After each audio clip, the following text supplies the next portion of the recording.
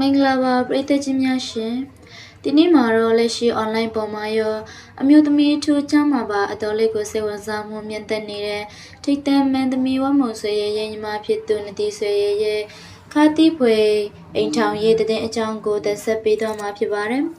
အနုပညာလောကမှာအောင်မြင်ကြော်ကြားတဲ့မင်းသမီးဝမုံဆွေကတော့စီးပွားရေးလုပ်ငန်းရှင်ကိုနိုင်ဖြိုးကျော်နဲ့လက်ထပ်ခဲ့ပြီးစီးပွားရေးရောအိမ်ထောင်ရေးပါတာရအဆင်ပြေနေပေမဲ့ဓမ္မရေးတူတီတော်ညီမလေးနတီဆွေကတော့အိမ်ထောင်ရေးကမကောင်းခေရှာပါဘူးရှင်နတီဆွေရိတ်ခံပွားဖြစ်သူကိုရွှေကပါဟန်ဆိုသူက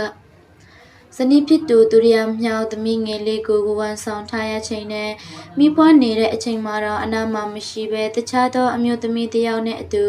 မန္တလေးမှာပျော်ပါခရီးထွက်နေခဲ့တာဖြစ်ပါတယ်။ကလေးနဲ့ဇနီးကိုလုံးဝလက်လူရှုထားခဲ့ပြီးကလေးမွေးချိန်မှာလည်းမကြည့်ရှုခဲ့တယ်လို့ကလေးကိုအပြစ်မှာတော့တစ်ခါမှတွေးဖူးတယ်လို့သိရပါတယ်။ဒါကြောင့်လဲနတီဆွေရဲ့ဘက်ကခံပွန်ဖြစ်သူနဲ့ပေါ်တနံဖောက်ပြန်နေတဲ့အမျိုးသမီးရဲ့တပ်ပုံတွေတမကပဲ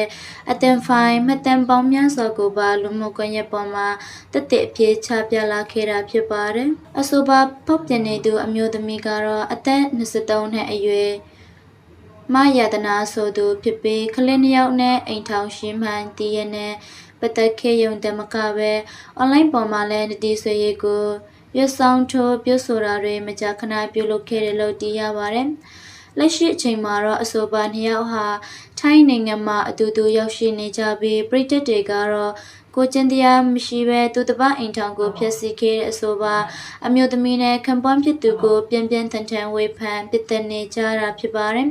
အမျိုးသမီးတယောက်ကလေးမွေးဖွားချိန်မှာခံစားခဲ့ရတဲ့နတီဆွေရဲ့စိတ်တရားနဲ့ပတ်သက်ပြီးပြည်သက်တွေရောပါများပြောချင်ပါတယ်လေ